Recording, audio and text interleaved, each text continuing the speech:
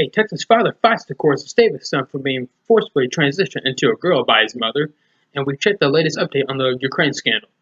My name is Sean Clinton, and this is the God of Freedom Show.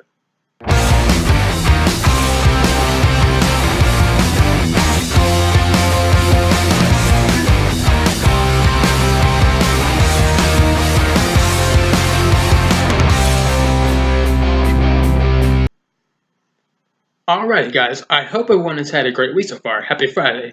We have a lot to get to today, so let's not waste too much time again. Let's just jump right into the news. So, most of y'all probably follow this story so far, but if you haven't, this is really an insane story, and the fact that it happened in Texas is even more weird. But anyways, here's the gist of it. So basically, there's this a kid named James Younger over in Texas, and basically his mother is basically forcing him to become a girl, because at one point when he was little he like frozen when he was younger, and then his mom took that as like he wants to become a girl or whatever, and his dad has rightfully said no to that. And so basically this has become an entire large court battle. And so how this like really got viral was that on Monday, basically the jury ruled against the father to have any parental rights, basically take away his parental rights for his son. So here's a piece from the Daily Wire that kind of goes into more detail into the whole situation. Okay, and it's by Amanda Prestigamo, who's the writer at Daily Wire. But anyways, here's what it says. On Monday, a jury ruled against a Texas father, Jeffrey Younger, attempting to stop his 7-year-old son from a gender transition being facilitated by Dr. Ann Georgolis, the boy's mother and Younger's ex-wife. It is also important to note that this doctor, the boy's mother, is not actually his biological mother. Basically, there was like a surrogacy, I believe, or something like that, but it's not his like biological mother in a sense. But anyways, it continues. With a consensus of 11 of the 12 jurors, the jury decided not to grant Mr. Younger sole managing conservatorship,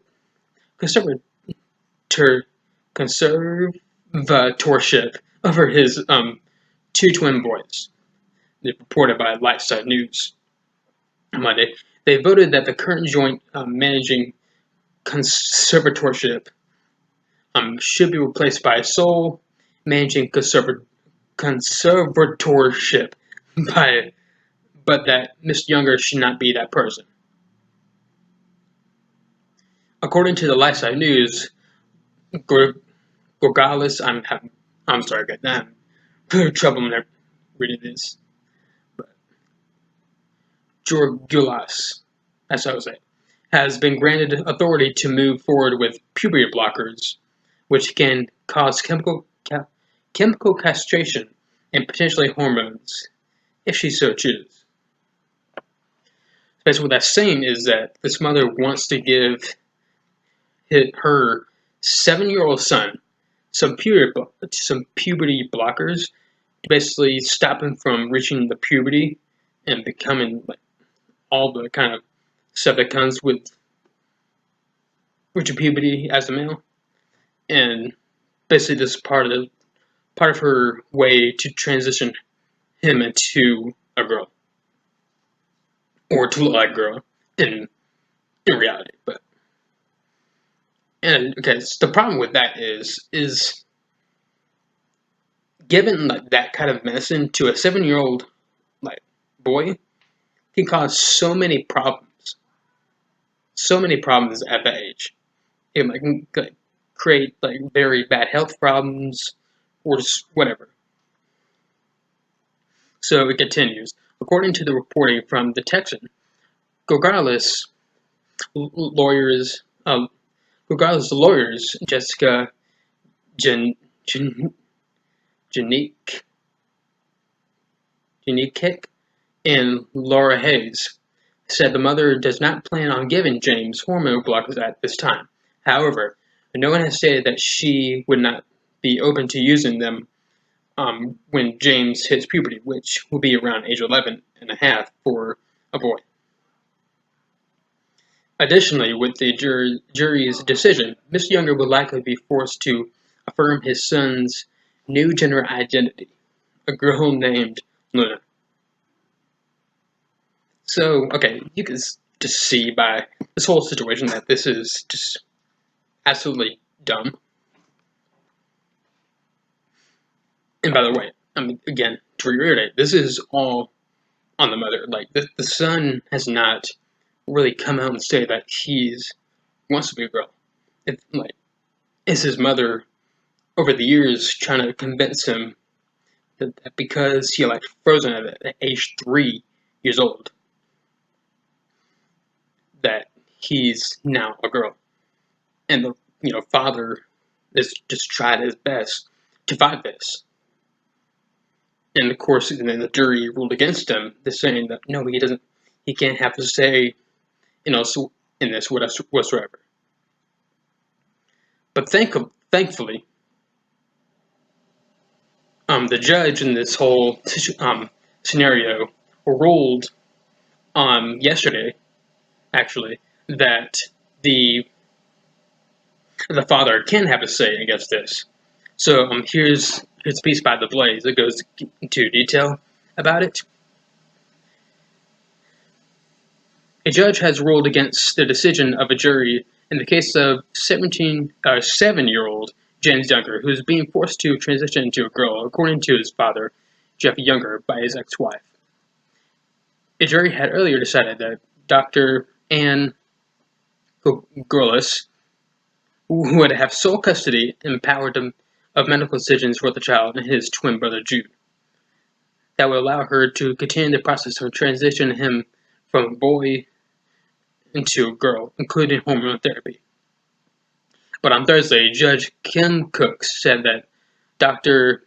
Gorgalis and Younger would have joint conservatorship over the boy, which makes sense. It's his son too. Why should he not have any say-so of what happens to his son? And this goes into a much deeper problem in American society. I'll get to that a little later, but it continues right here. The father of the boy says that his ex-wife is pressuring the child to transition, and has been doing so since he was 3 years old.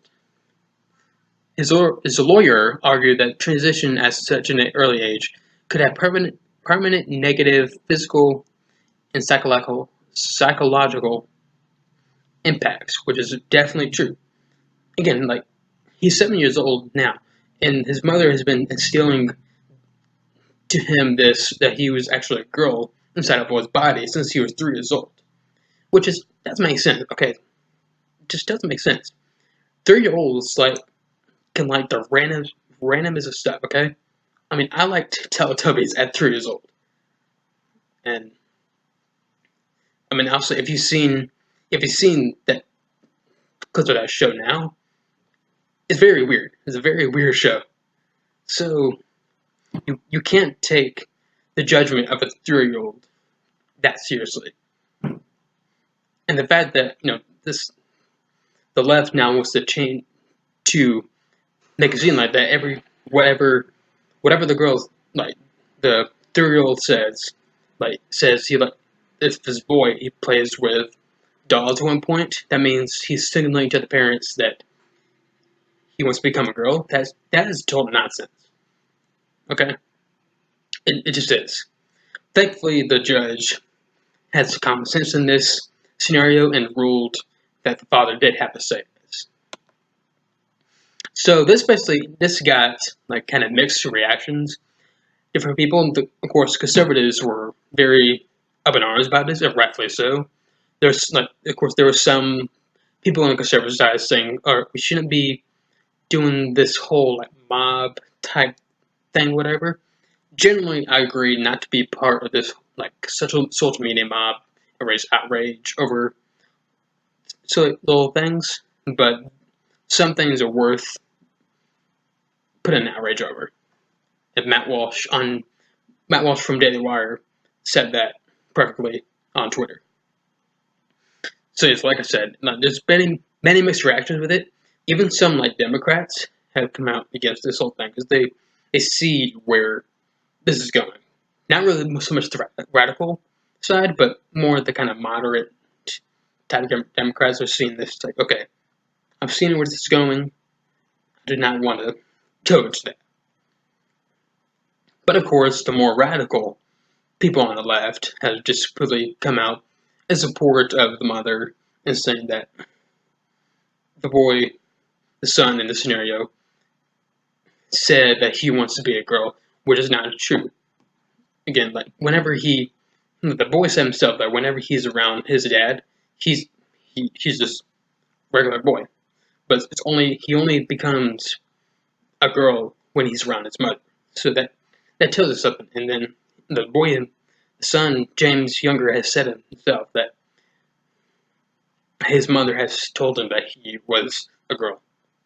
So the idea that this is all James's decision is total nonsense.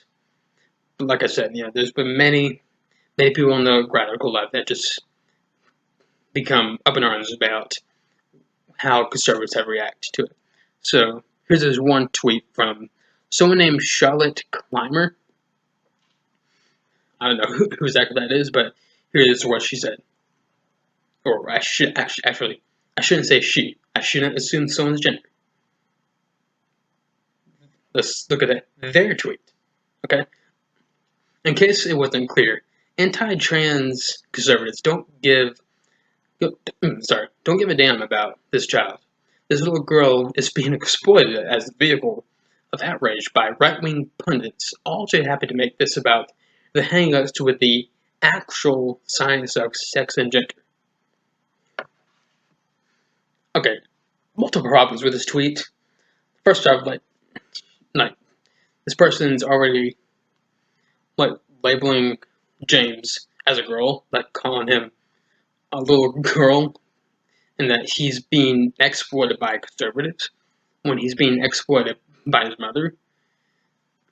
And like read over like how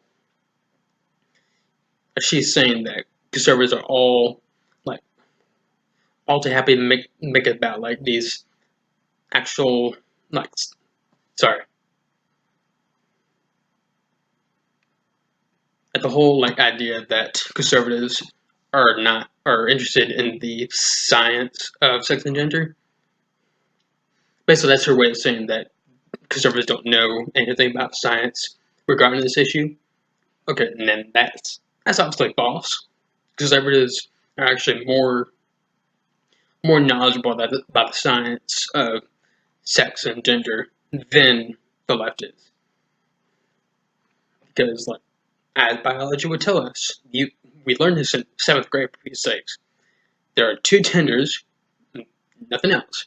There's something called gender dysphoria, which is a mental disorder that basically you think that you're a girl when you're actually a boy, or whatever. And it is a mental disease. Like there's a lot of people trying to say, "Oh, it's not a mental disease. It's just part of who they are." No, it is a mental disease that needs to be treated. But again, you saw this kind of all throughout the day, all throughout the week. Actually, this has been going on since Monday. Thankfully, like I said, thankfully the judge ruled right in this scenario. But okay, here's the thing though. Like this whole thing, like to where like this father almost lost custody of his child to not be able to see him again, raises a big issue that's boiling in the surface of this country. And like a lot of people want to ignore it, saying I'm fear mongering when I say this, but it's true. Like, we've seen it many times. Like, there was like a situation in Ohio where parents lost custody of the child because that she wanted to become a boy or something like that, and they didn't like want her to, and then basically the state came in and took her away from them. And but this kind of plays into what I mentioned it in my last episode about Beto O'Rourke, what Beto O'Rourke said at the town hall, and I did actually. I wish I would have made that entire episode about it, because what he said, it just is very troubling. So if you don't recall, basically Beto O'Rourke at the town hall was asked that if, excuse me, he was asked that if churches or schools or whatever, if churches, for example, didn't support same-sex marriage and didn't perform same-sex weddings at the churches, he was asked if should they lose their tax-exempt status for that. And he said, Beto O'Rourke says yes. And this goes, that goes into a deeper rabbit hole if that happens. Because the reason why churches are tax exempt is because it keeps the government from intruding on these churches. Basically, if the churches were to lose their tax exempt status, they basically become a normal LLC that has to abide by certain federal regulations. And that could be that they have to perform same-sex weddings or be shut down. And when that happens, lots of churches will be shut down. And this will also go to the schools, to the private Christian schools. Basically, if these private Christian schools don't allow like same homosexual people to come and teach or whatever, or don't teach like anything about homosexuality or whatever, then they could be shut down. And where that leads to is that the parents would take their kids out of school and to homeschool them.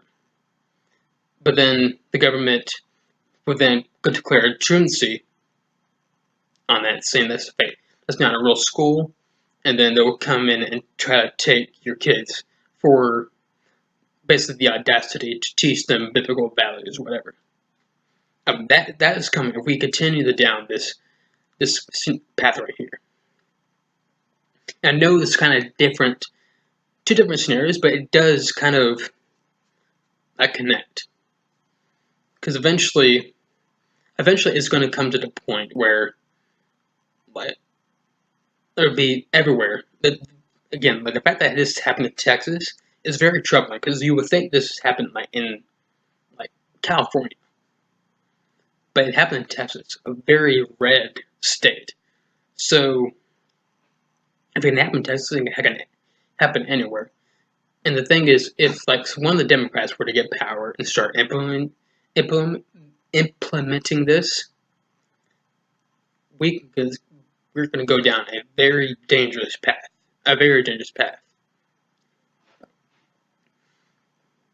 To where it's not going to be livable, really. But you're going to see children everywhere being taken away, basically for parents teaching biblical values.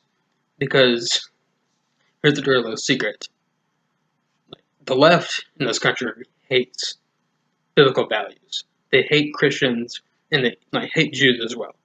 Because both Christians and Jews, while they're definitely different in a lot of ways, they come from the same core values in a way. And those core values went into the creation of this country. And they hate America, and they hate the values that made America. So they want to try their best to get rid of, to basically dump Christians or whatever, and basically wipe them out, or not wipe them out. What's Trump say? It's basically squash religion in this country.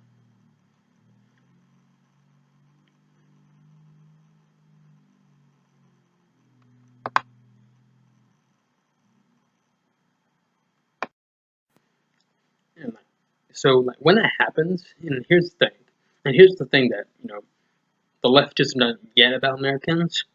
It's like the government were to come in and start taking children house to house for parents teaching the biblical values, or the government were to start shutting down churches, whatever.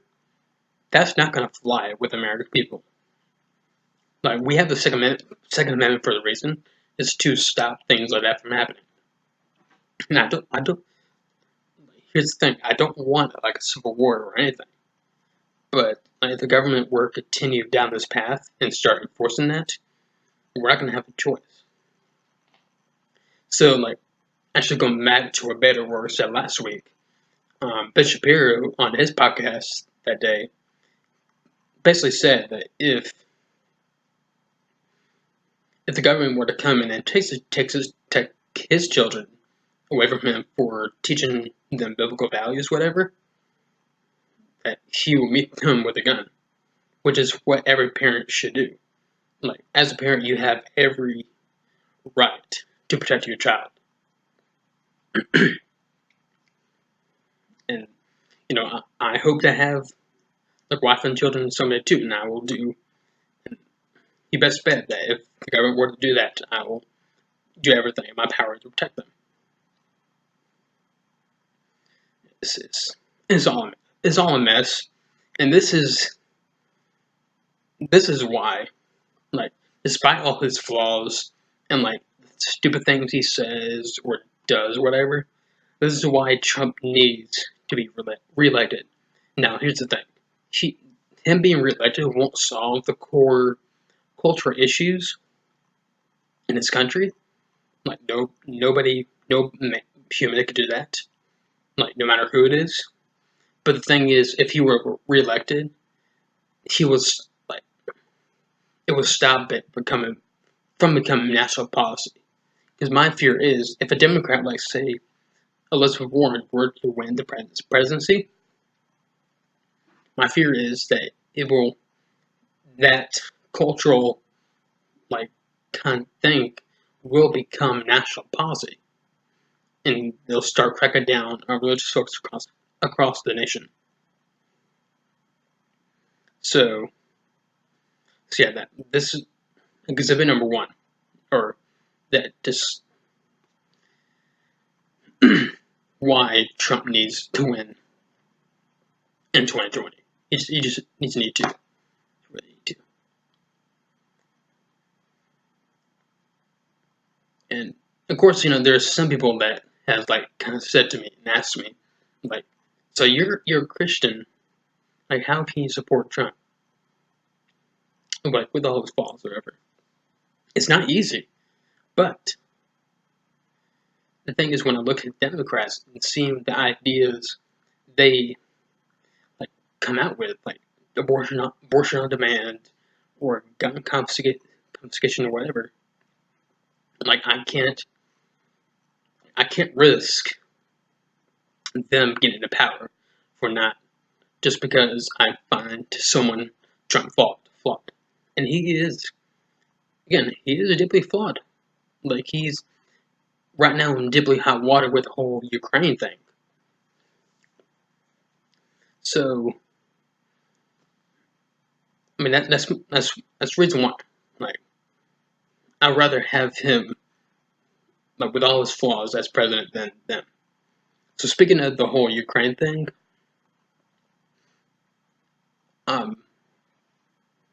basically there hasn't been like too many updates on this whole thing, but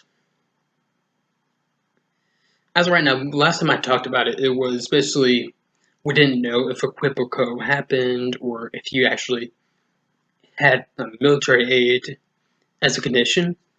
Well, it turns out like he did actually have military aid as a condition, but here's the thing: whether he used military aid.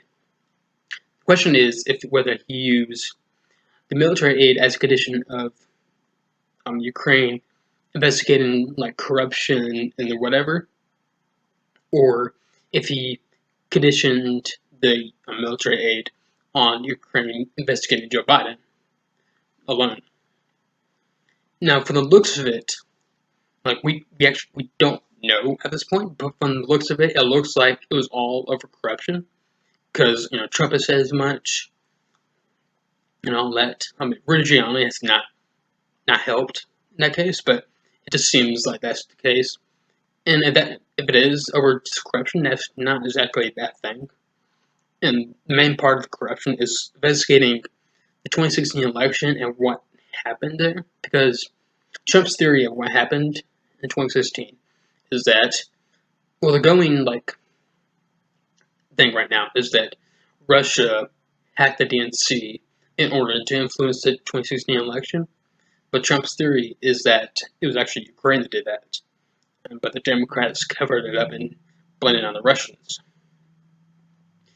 I'm not seeing evidence of that, but it is worth looking into just to see if that's true. And if it is true, but the Democrats were covering up that it was Ukraine, not Russia, doing this whole time, like a lot of people need to be held accountable for that. Like that's very bad stuff. Very bad stuff. Because we wasted 2.5 years investigating Trump over whether he colluded with Russia to influence the 2016 election. And it turns out that Russia had no part in it. They didn't even have the DNC or whatever. Russia had no part of that. But we just wasted so much money. I mean, right now we obviously did waste money, but we found out that we wasted more money. But as right now, of course, there isn't a lot of evidence for that. Right now, it is still Russia that did it. But we shall see. I'm pretty sure the investigation is still going on, but the whole thing actually there's an investigation of how the whole Russian investigation actually started, whether it was started in bad faith or in good faith, whatever. I'm kind of mixed on that a little bit, but I'm not going to go into deep detail about that. But I mean that is basically the update of the whole thing. It's not incredibly detailed. I mean, it actually kind of slowly veered away from the news as it turns out that the Democratic narrative has not come to light. Like, even Nancy Pelosi has come out saying that they're not going to have an impeachment inquiry or whatever. So I know, like, when this whole thing happened, I stated that there's a likely chance that Trump will be impeached, but right now, I don't see it happening. But I think the Democrats are too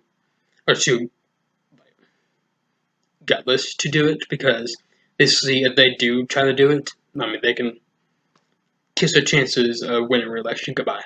Because the American people will not stand for that.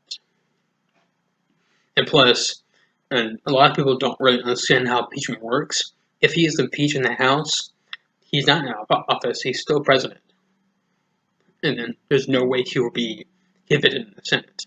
So, I mean, it would be a waste of time anyways.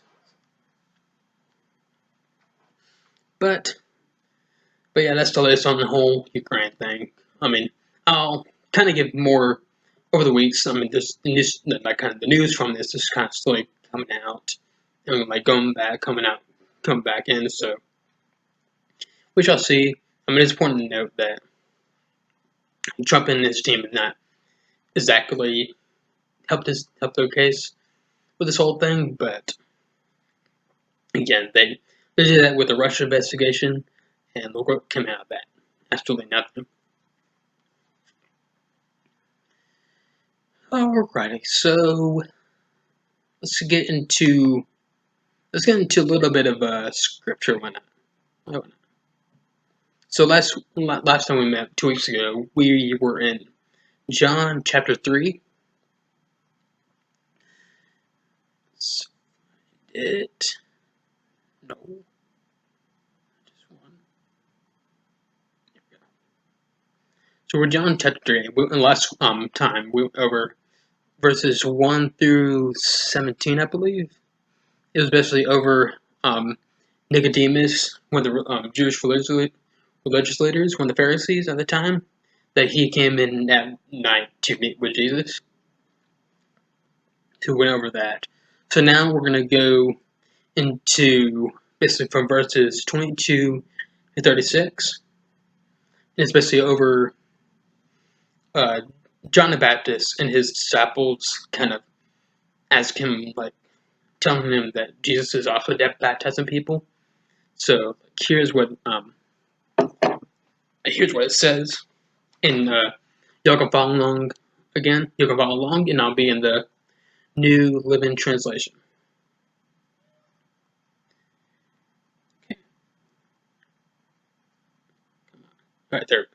Then Jesus and his disciples left Jerusalem and went into the Judean countryside.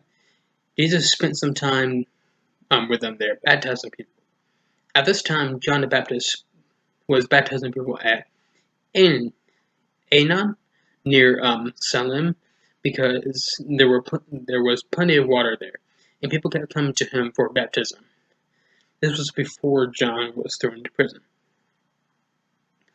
A debate broke out between John's disciples and a certain Jew over ceremonial cleansing. So John's disciples came to him and said, "Rabbi, the man you met on the other side of the Jordan River, the one you identified as the Messiah, was also baptizing people, and everybody's going to him instead of coming to us."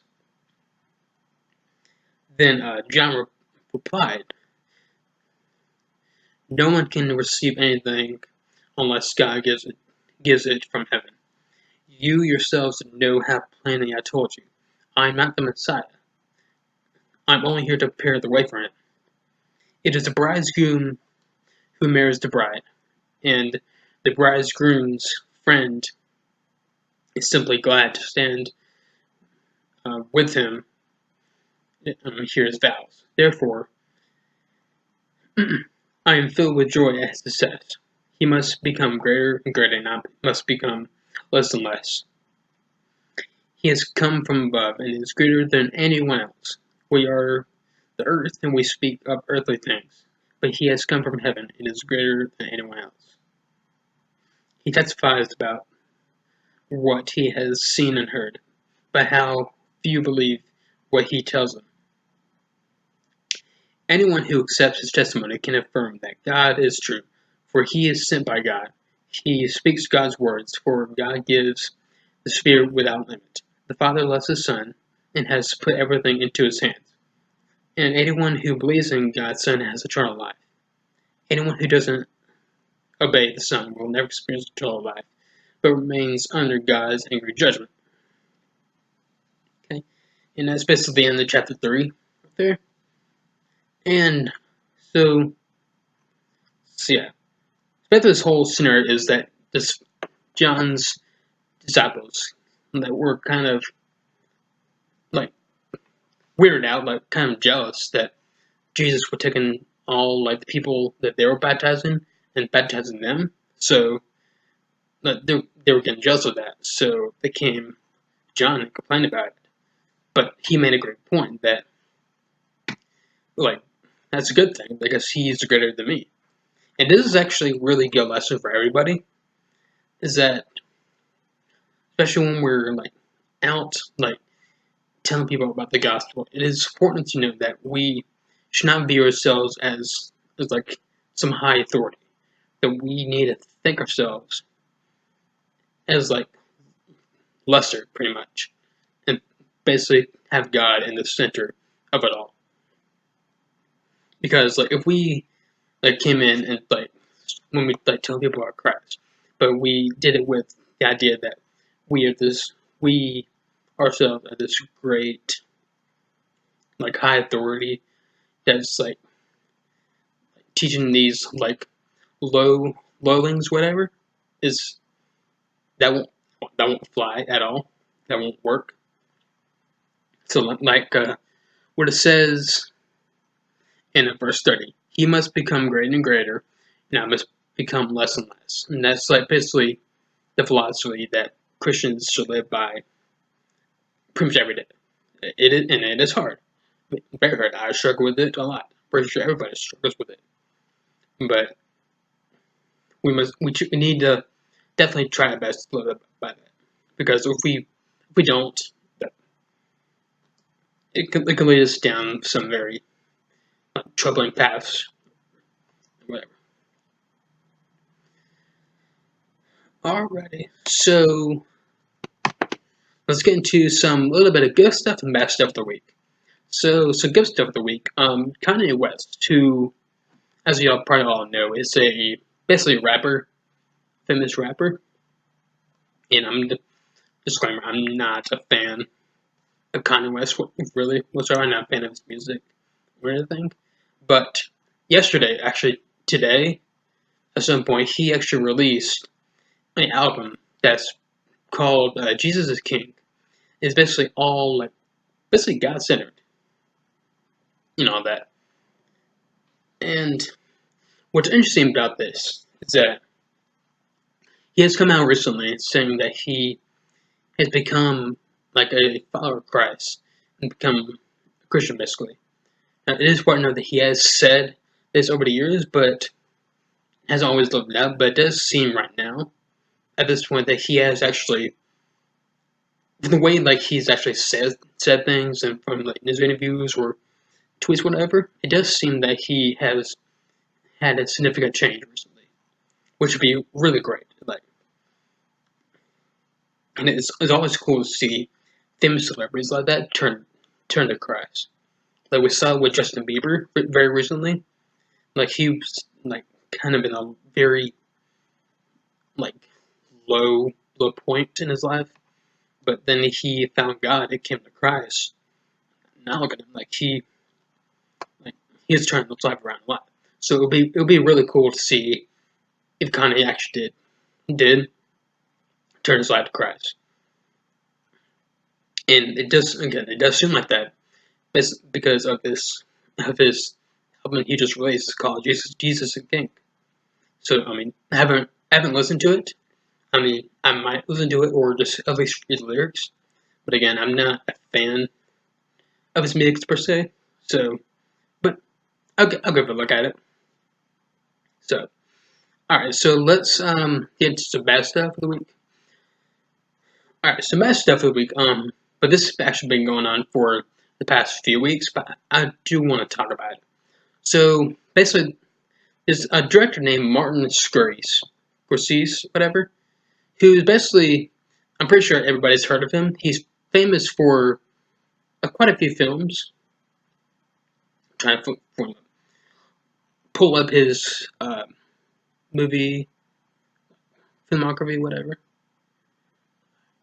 So he's done movies like Goodfellas, Taxi Driver, what else? A bunch of other. He's done Wolf of Wall Street. He's done quite a bit of movies. I don't think I really have seen any of these movies except Shark Tale. No, though, yeah, he actually did Shark Tale, which is kind of funny, which wasn't terrible, but yeah, he does have a good list of movies. I probably from what people have said, like the Goodfellas and Taxi Driver are probably his best movies, and the rest are okay, but not that great. But anyways, he recently has been coming out basically trashing Marvel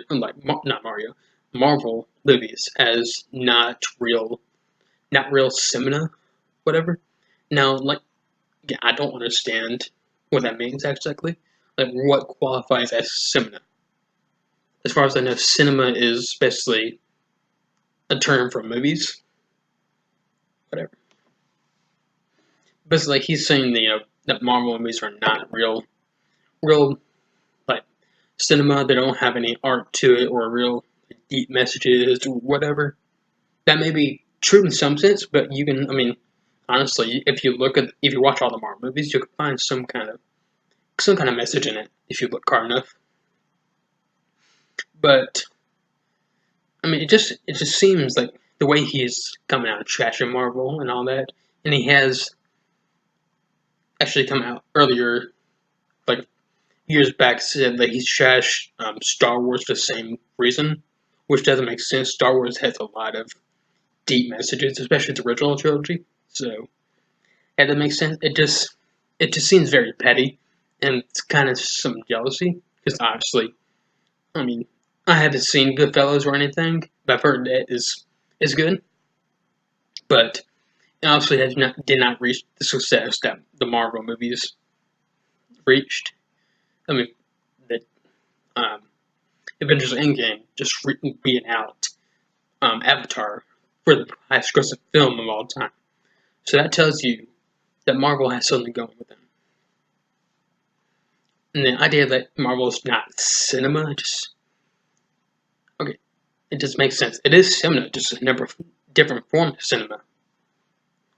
So again, it just seems petty and really out of jealousy for what Marvel has done, and so and then it just seems there's a lot of directors like that. There's another director, I think the director for The Godfather and all of them, has come out and said the same thing about Marvel. Okay, like he may not like the movies, but okay, it just all seems out of jealousy, honestly, because again, like Marvel did something that no one has done. Like it's all started with Iron Man, and people thought that was just another kind of solo superhero movie, but then obviously from then to Hulk, then just then to Captain America, and Thor to Captain America, it just grew and grew and grew. So like, Marvel accomplished something that's never been accomplished before. So like they deserve really all the recognition that they have gotten, honestly.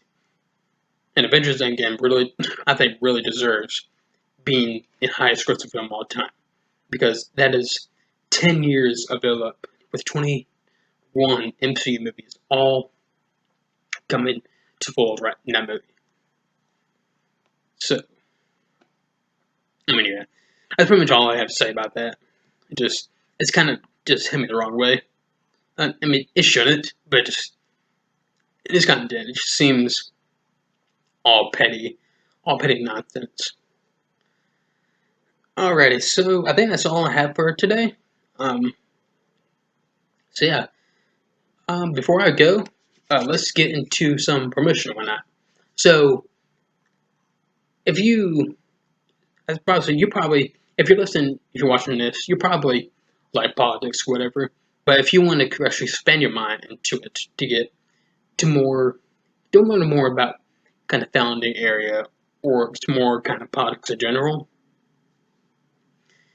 like you can honestly the best like products to get are books, whatever. And then, or for example, if you want some different like kind of if you're looking for some religious type books, say, um, if you're looking for if you're a guy and looking for what God is what's what God has to say about becoming a man of God, then there's books for that too. So, so what you could do is simply uh, grab your keys, get dressed, put on your shoes, get in your car, drive to a store, whether it's say for me is really the closest bookstore that has actually a good amount of books would be in Athens. So, which about 20 minutes from me right now. So, said basically, let's put that out. You drive 20 minutes to a store and you look around everywhere trying to find the book you're looking for and can't find it anywhere. So you go to another store and try to find it there and don't find it. So basically, you're stuck all day going around this state pretty much trying to find a book. So why go to that trouble when there's this thing called the internet? And on this internet, there's a website called Amazon. On Amazon, you can easily put in the search bar what book you're looking for, tap in the book you're looking for, and boom, you got it right there. And if you have Amazon Prime, you can get it within like 2 days or so. So some products I do recommend for this episode specifically is one of them will be The Right Side of History by Beto. It's a really great book and it goes into kind of the root of how America was founded, starting from the Bible, and it works its way up to the Enlightenment and Renaissance, and just from the start of the building of the Western culture in America and all that. So it's a really good book, and he goes into some great detail. It's great reading, great learning material. Like if you were in school, if you're in school and if you're doing a project about how America was founded or whatever, I recommend this book. Another book I do recommend, if you have that project, another book I do recommend for it is the Federalist Papers and the Anti-Federalist Papers. Both of these papers went into the founding, went to design of the Constitution of the United States. And I have both. Really haven't read the entire thing, but basically when I read about this whole thing, it basically the Federalist Papers give the leeway, basically make the core design of the Constitution, and then for the Anti-Federalist Papers, they were the sole reason why we have the Bill of Rights in the Constitution, which is like a good thing. Like if we didn't have those rights listed out, there's no way we will still have them today. So you have that. You can also get like I mentioned earlier in this episode, I really want Trump to be reelected.